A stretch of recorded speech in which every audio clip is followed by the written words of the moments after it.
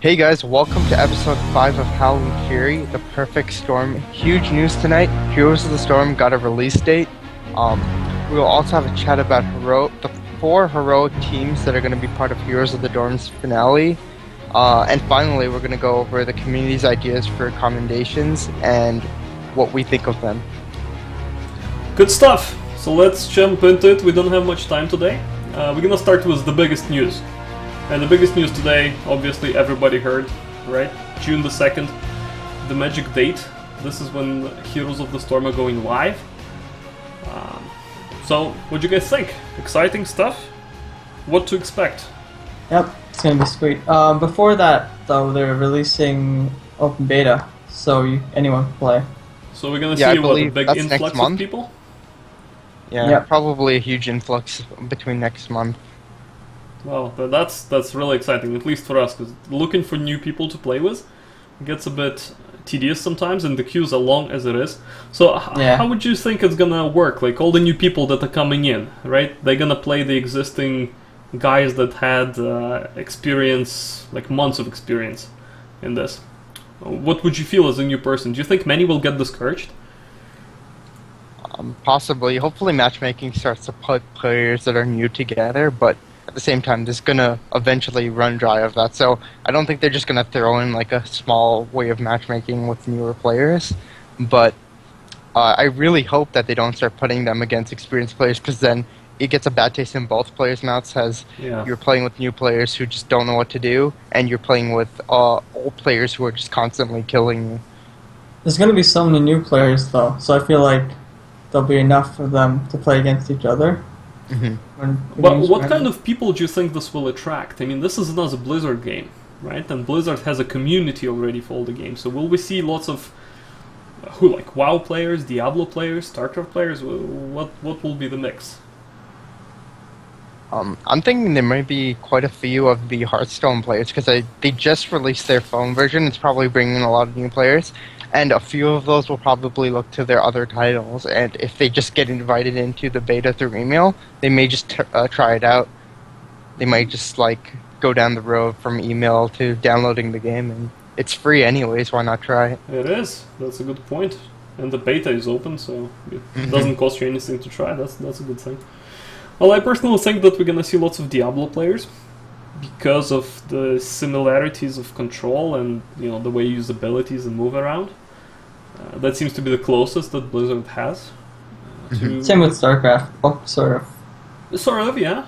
A bit more units, and those people tend to be a bit more competitive. So that will definitely bring the competitive crowd. Do you know if they're gonna do like a full reset before the release? All the ranks, levels, all that stuff, or they're keeping that?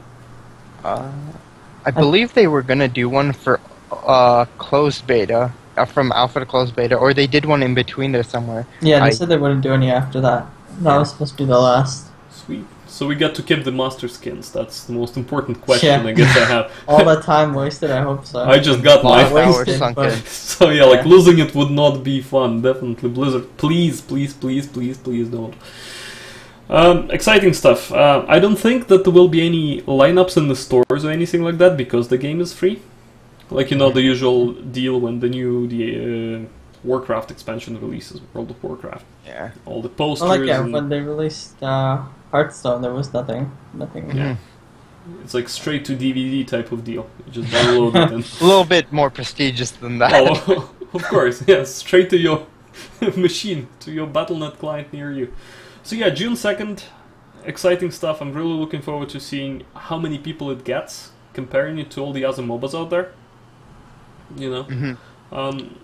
Actually, today I read the study that, well, it's a prediction by some people, that they say that in the first year, Blizzard is likely to get 7% of all MOBA player market. From the market? Yeah, wow. So that includes like League of Legends, Dota... That's pretty huge. Is that untapped market, or is that of the current market? Of the current. Oh, wow. Of the current. So if they bring extra people from, like Diablo and StarCraft that never tried MOBAs, that's on top of that. So we're gonna see, and that's gonna put them in what, like 3rd or 4th position? Really? Yeah, they probably be somewhere. I think they may be like a little bit more competitive with in terms of numbers with the third-person Smite. I think their numbers are relatively high for a like indie game or like a small studio. So hopefully they're competitive with them, and then they can grow into the mass game that Blizzard usually is. Right, so we're gonna see. It's definitely gonna be something to watch out for. And yeah, that's actually that. So the biggest news, Heroes of the Storm released June 2nd. We also have another big thing going on, and that's stuff that we were talking about for the last, I don't know, 2 or 3 weeks. The Heroes of the Dorm. We are down to our final 4. These four schools that at this point I think they already won the gaming PCs, and they're going to the LAN event, and that's what, next weekend, right? Yeah. So let's go over the teams that are there, and let's kind of briefly talk about the chances. I know you guys are way better at analyzing the situation by looking at the chats. Clearly, we had this whole thing last week. And I don't even think I got have anyone in there 700 points. 700 points, wow. But the people on the top bracket are what, like in the thousands? Low thousands? But still, you know, it has a degree of luck in it, right? Yeah, you don't know the teams or the players, that's true. Yeah, we should really run, next time something like this happens, this like a fantasy league with our viewers and ourselves, to have this kind of ladder of who predicts better. You know, give everybody a chance to showcase the skills. So nonetheless, so the 4 teams that are going at it for the finals and the first title of the first Heroes of the Dorm are the Boston College, the Arizona State University, the University of Illinois, and Berkeley.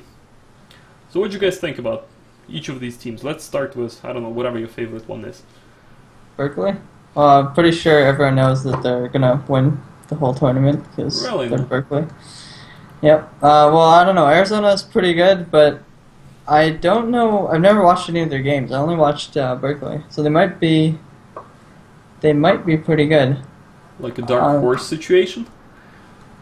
I said they would win one game against Berkeley. I don't know about the other 2 teams. I don't think they're Boston College. Boston's probably the dark horse in this, if anything.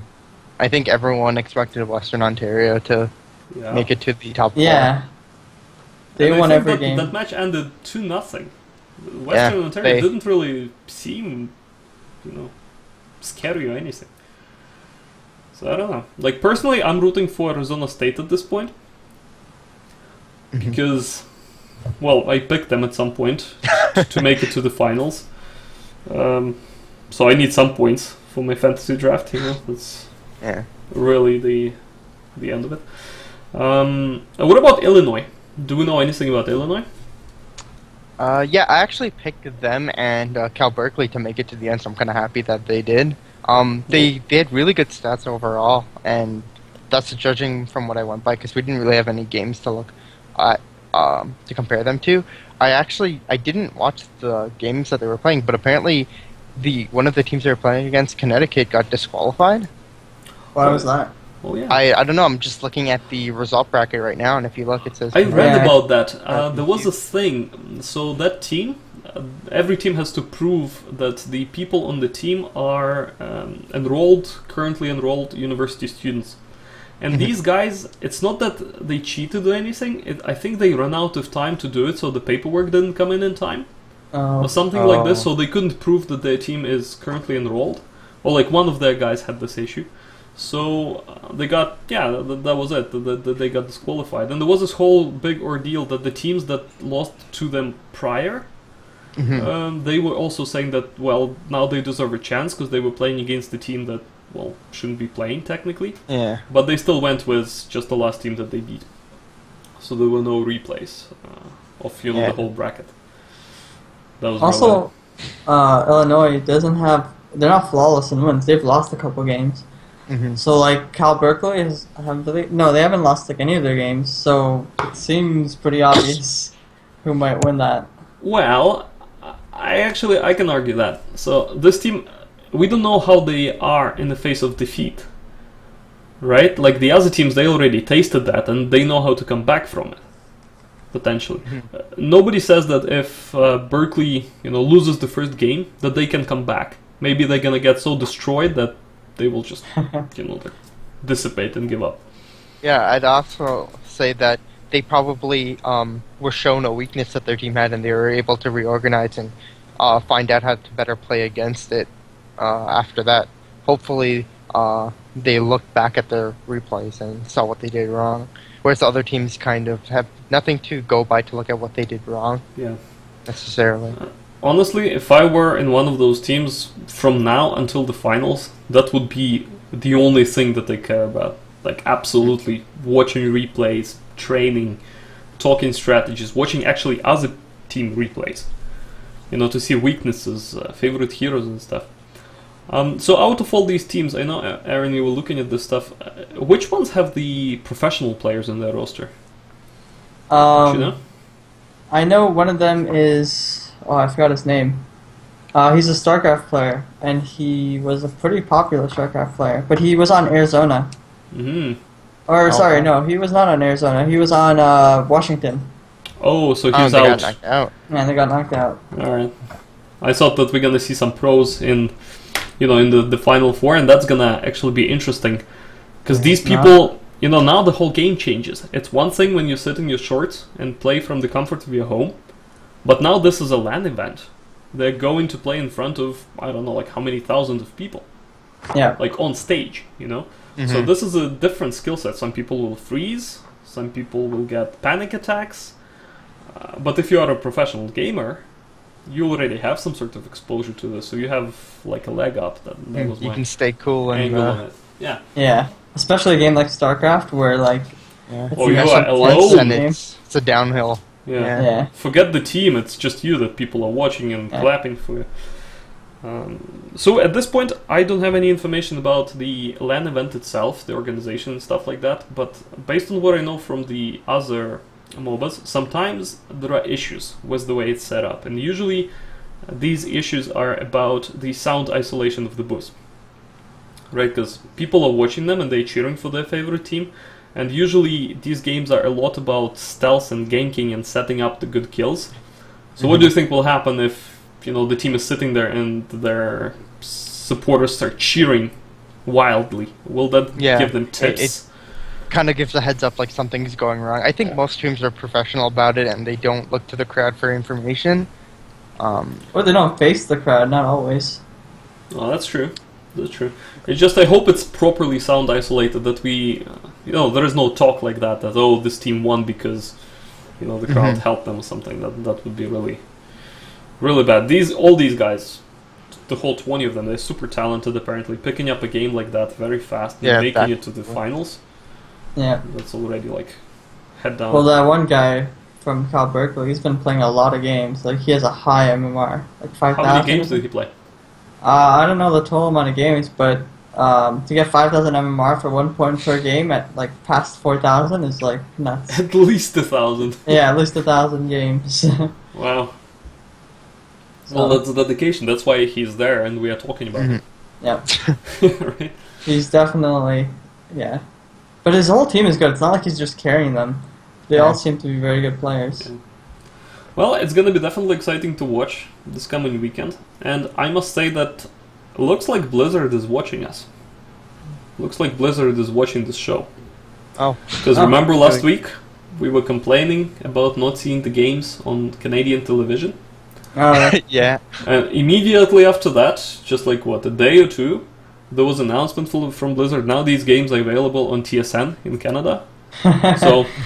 thanks for that. Big ups to Blizzard. And also they were streaming them on the weekend on Twitch and rebroadcasting and all that. So they did a good job. I mean, they really made it up, at least to me. I really wanted to see the games.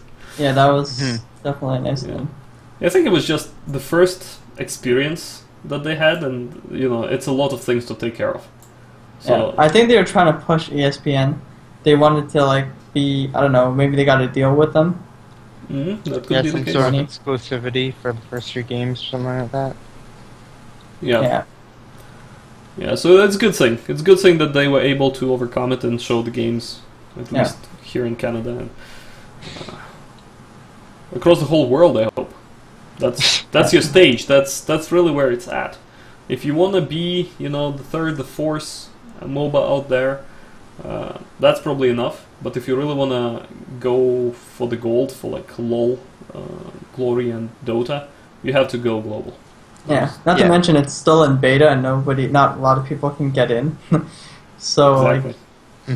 To have an esports about a game no one knows anything about, or most people don't know anything about, it's kind of hard. Like you're watching, you're like most people are spectators, if they're that interested in the game, they can't really find that many things to watch other than this. So yeah, having this be globally broadcasted is so much nicer than having to search. Angel.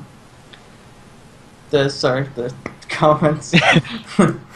I'm trying to reply back, but it kind of interrupts the flow. Oh no, that's cool. Perfect. Yeah, I didn't see the comment, so you can read aloud what he said, actually. Yeah. Oh, he says, we would make good shoutcasters. Fantastic. Thanks a lot. That's what we are working on. Kinda. Alright, so that's Heroes of the Dorm. We're gonna be watching this. We're gonna be showing probably some like better replays next week from the Final Four. You know, we'll stay up watching this stuff and cut them up and maybe even stream it on our channel if we can arrange that. So no promises, but we'll try. So let's move on. We don't have much time left. Let's briefly talk about one Easter egg that people on Reddit discovered, and big news there, right? Like Reddit is digging deep into the stuff, and this one is about the 2 maps that are played as part of the map course in the Heroes of the Storm. So, anybody wants to tell the viewers about this stuff? Yeah, sure, I'll go over it. So, apparently there was this small Easter egg in Sky Temple originally, where if you clicked on the little wall at the center, it would eventually open up, and I believe it was not Bran, it was... Who was the explorer? It's not Harrison Jones, it's one of the Bronzebeards. Oh. Oh no, it is Harrison Jones, not the Bronzebeard. Yeah, sorry, that was my bad. Yes, he comes out and he like flies off in a magic carpet. But then when the Spider Temple came out, Spider Temple? Tomb of the Spider Queen. Tomb of the Spider Queen came out. People were able to find this other event in a similar area that was clicking on the gem would eventually have him come out, grab the gem, and run up to what seemed to be the well. So a little continuation, a little lore connection between the 2 maps. Oh, by the way. Yeah. So we're getting questions in chat. Sure. And, okay, so, I already answered one, but Castle Brick just reminded me that we did not talk about Kael'thas, which we said we were going to talk about. Oh. We're definitely going to talk about Kael'thas. I guess we will get to that right after this. I don't think there's much right after the Easter eggs. And that's going to be interesting. Yeah. Yeah. So let's finish up with this one. Yeah, there is this whole thing on Reddit. We're going to post links in the video. Basically, and as a proof of this, somebody found on the loading screen of the Tomb of the Spider Queen this kind of silhouette of a person swinging off the rope that looks like Harrison Jones stealing some gems. So what they're saying is essentially that the Sky Temple is directly above the Tomb of the Spider Queen. That has no bearing on the gameplay. I really like the idea of having them match the maps together and kind of create lore in Heroes of the Storm, because there really isn't any other than just taking from other games. And it's nice to see them build for this game in particular. But I do have a problem with the whole idea that Sky Temple and the Spider map are connected. Why is that a big deal? It's just No, not because of that. Because if you actually look at Sky Temple, you can see right through to the bottom, to the end, like where the sky is below them, which makes absolutely no sense when you look at the Spider Queen map, because it's underneath. You shouldn't be able to see through it, because that whole map is completely closed off. Oh, that's a good. It's a little oversight that they did. Yeah, it is a good. It's not a big deal, but. Well, still. It is there. It's coming from a graphics person, that's why it's a big deal to you. Yeah, it is. It's not a big deal to most people. We're gonna tweet to Blizzard, whoever's in charge of lore. Calling them out on there. And be like, you know, we found it, or Reddit found it, but it doesn't hold up, so change it. Who knows, maybe they're gonna hire Nathan. Change the whole map. Maybe they're gonna hire Nathan and he will be able to change it. That would be. I will be up to the task. There you go. All right, so yeah, so we're moving to Kael'thas, right? Kael'thas. Kael'thas. Yep. Yeah, that was a thing. If you watch the pre-show, you know what this thing is about. Well, they're introducing the hero map. The hero map. You get to play as a map. That's exciting. All right, so let's talk about him. We promised to talk about that, and today, as an extra breaking news, Nathan found something, and so Aaron found something. Somebody found something about the abilities that were, what was it? Was it data mined? Well, what's the whole deal? I believe these are data mined abilities from one of the previous builds. So I guess since are removed, because there haven't been more information on them yet. And he wasn't released. That. So maybe they're not removed. We just don't see them.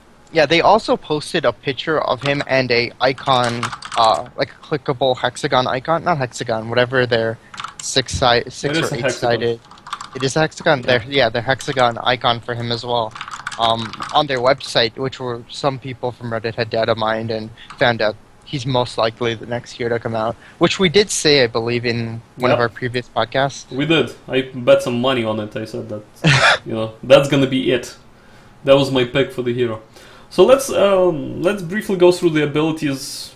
That it's a complete speculation at this point. Don't hold us accountable. Let's see what he can do. Let's kind of tell the viewers what to expect of him. Maybe it confirms something that we were saying. Maybe it totally denies it. Yeah. So anybody has a link to that? Anyone? Yeah. Oh, the abilities. Yep, I will link that in chat so people can see it. Right, and we're gonna discuss that stuff. This awkward silence that we're definitely gonna cut out. Yeah. Well, we have. Does anyone watch the movie Cube? That's what. Yeah, I had caught that. I haven't. Tell me about the reference to Cube. I haven't actually watched it. It's the idea that every room you enter leads to the previous room, and it's just a giant. I forgot what the tesseract is. What it is that you are inside of, and I guess that's what Kesselberg was alluding to with the whole idea that the Nexus is all connected, but physically it makes absolutely no sense, which they can use as an excuse. And what do you mean that makes sense? That's not really an excuse. It's a game. It's a magical place too, even. So is that an ability that he's got, or what is the thing? I think that was just a reference. Oh, no, that's a reference. To the map. So what abilities? Like, what can he do? What do we expect from this guy? From Kael'thas? So these are old abilities. I believe these are like a year old now. So most likely some have changed. If you look at the link, they have some for Sylvanas, Murky, Lily, and while they've stayed the same to the core, there's a few abilities that changed, but he looks to be a fire mage of some kind. Mm-hmm. From what we can see, he has Flame Strike, Combustion, which are very generic fire abilities. If you played World of Warcraft, they're iconic skills from there. So you know what? It looks like it's gonna follow the pattern for the rest of the assassins. So let's compare him to Jaina. She has a single target, damaging / control ability. She has a small area of effect ability, and she has some sort of a control ability. Right? So this seems to follow like his basic abilities. Your Flame Strike could be a single target, your Combustion could be a multi-target, or the other way around, depending. And then Anti-Gravity could like pull or push people away. Yeah, that was one thing I wanted to go over, was the fact that he's a fire mage, and then I understand this abilities from his boss fight in the original game, right? He removes the gravity, and then you have to like swim to the bottom of the floor. Yep. Otherwise you get like pulled down or like stunned or something like that. So I understand that. I really wonder how it's going to work in this game. Are they just going to have everyone float into the air? Well, maybe it's a single target ability that basically picks up the other hero, and you decide where to throw him. Oh, maybe. You see where I'm getting this from, right? Displacement ability, yeah. There are heroes with such similar abilities in the other games. So that could be it. Just totally control somebody and move him around. That would be actually very decent, because you can throw people really over your wall for instance, into your keeps and stuff. Especially for an assassin to have displacement abilities. I don't think there are many assassins with the displacement. No, not really. Well, I think Raynor might be the only one with a small form of displacement. Well, calling Raynor an assassin, that's a bit of a stretch. He is a bit of a special type of assassin. Alright, and then Phoenix, and that sounds like a heroic ability. Something along the lines of coming back from the dead, from the flame, maybe in a big supernova type of explosion, potentially damaging everybody around. I believe he had a Phoenix, like a Firebird, as one of his, underlings. He can drop it as a mount in World of Warcraft. I believe he also had it as one of the bosses in the zone, so maybe it'll be like an ad, like it might be similar to Jaina's Water Elemental. Like a summoned type of thing that fights with her. Yeah? And then his last ability would be Burning Impact. That's his passive. I mean his trait. Trait thing. See, that's the thing, I believe someone on Reddit was going over this too. It's a passive that's marked, though. No one else who has a passive is marked, so it might be an active ability similar to Arthas. Well, some traits are active abilities. So, I know, but I'm speaking on just the list that they named here, because I believe none of these heroes that have their passives listed say passive specifically. Oh, Asmodean's here, so I take back that, because his is an active ability. It could be like a Nazebo thing. Every spell you do burns the target or something. Because that's what it seems like. Something similar. Just adds a passive flame over time damage. It'd be nice to see a more drawn-out damage dealer, because Jaina's very bursty, and a lot of the damage dealers seem to do really strong upfront damage. It'd be nice to have someone who can burn a target and then just leave them to die because he knows they're going to die, and move on to the next. Like a warlock. That's just evil. But why not? This will make a really cool hero. Right? So I think we're still standing by our approximation, or promise, or guess, rather, that Kael'thas will be the next hero to be added.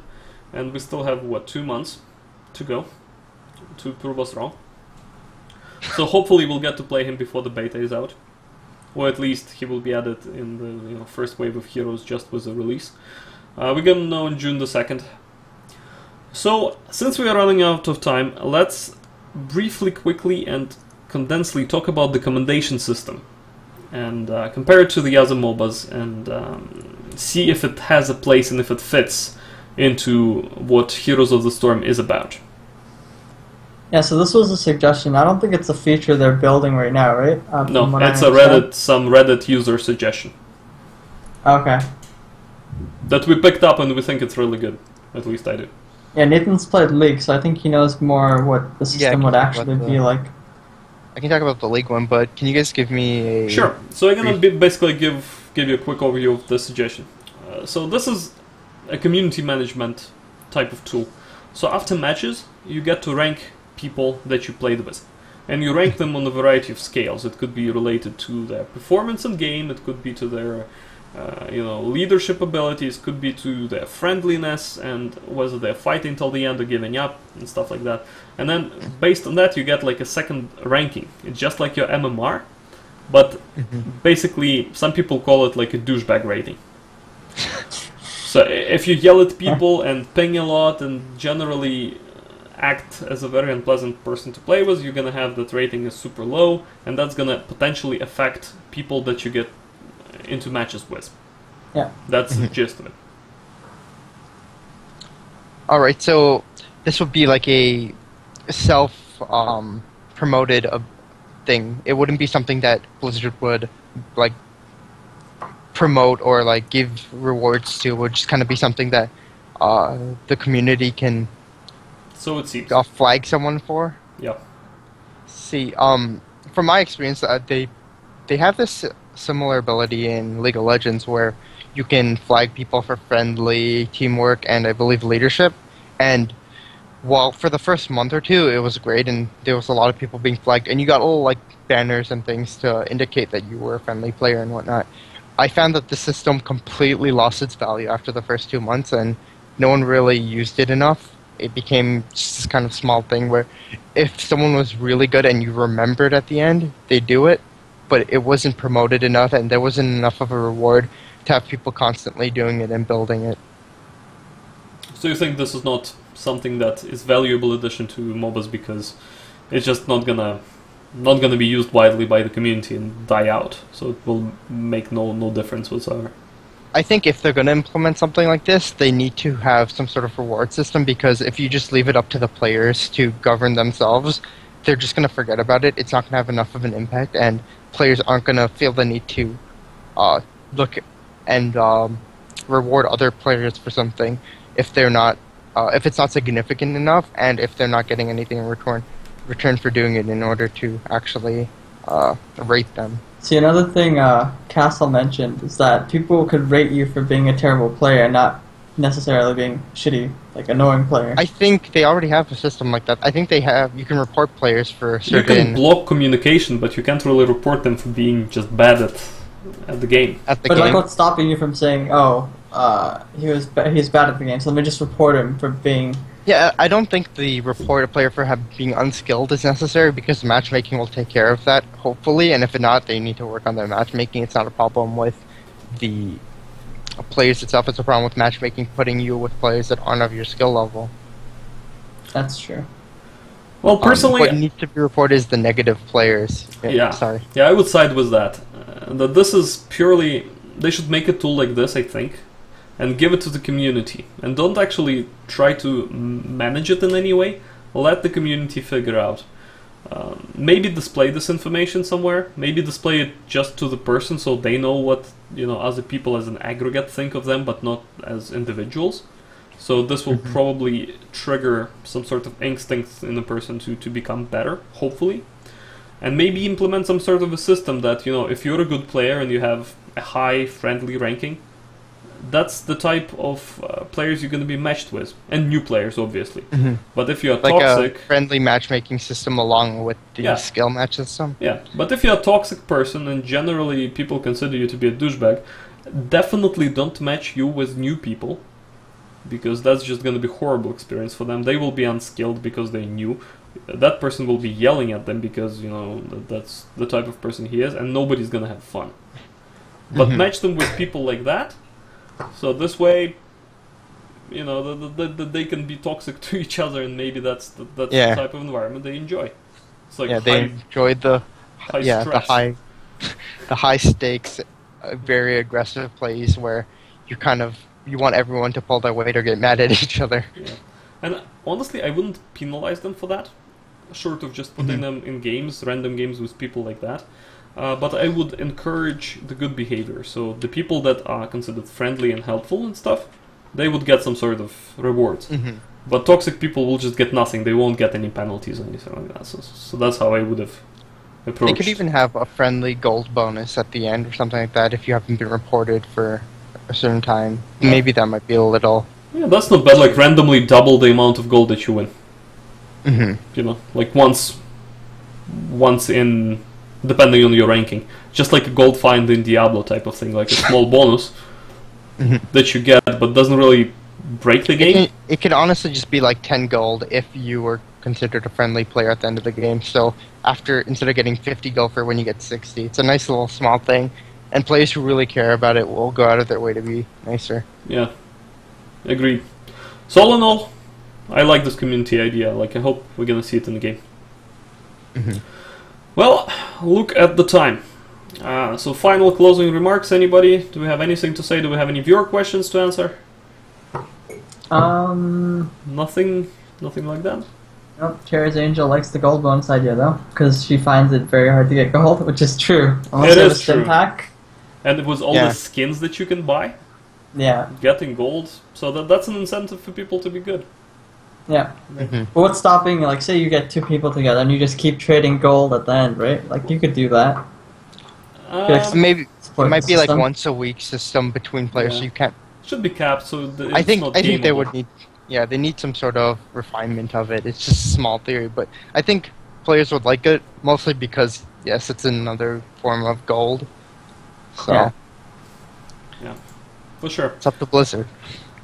Well, on this happy note, we're gonna wrap up today's episode. So, thanks to my co-hosts, Developer by day and the Witch Doctor. Well, used to be Witch Doctor, now he's playing different heroes by night. Aaron Woxequera, you can follow him at Netherglaive. And Mr. We Got This Guy is the guy that plays a lot of Heroes of the Storm and has the highest ranking from us all. Nathan HP Sequera, you can say hi to him at HPOC on Twitter. Myself, I'm Max Skegidros, you can follow me at I'mSkeggy, you have all the links there in the picture. For all the news about all the upcoming episodes, do visit our Twitter, that's where we post the most. It's at Howling Fury TV, and you can also watch our shows on Twitch, twitch.tv/Howling Fury. We stream our shows live every Tuesday at 10 PM Eastern Standard Time, and they're usually on YouTube. The link to the YouTube is in the description. By Thursday, actually, usually it's there by Wednesday, but we are definitely putting it up by Thursday. This has been a blast doing this episode. Episode number 5, and we're gonna see you guys next week with some more news about Heroes of the Storm and Heroes of the Dorm and everything else related to the game. So, come see us, come hang out in chat, we'll have a giveaway of some sort. I promise. Nuclear launch detected.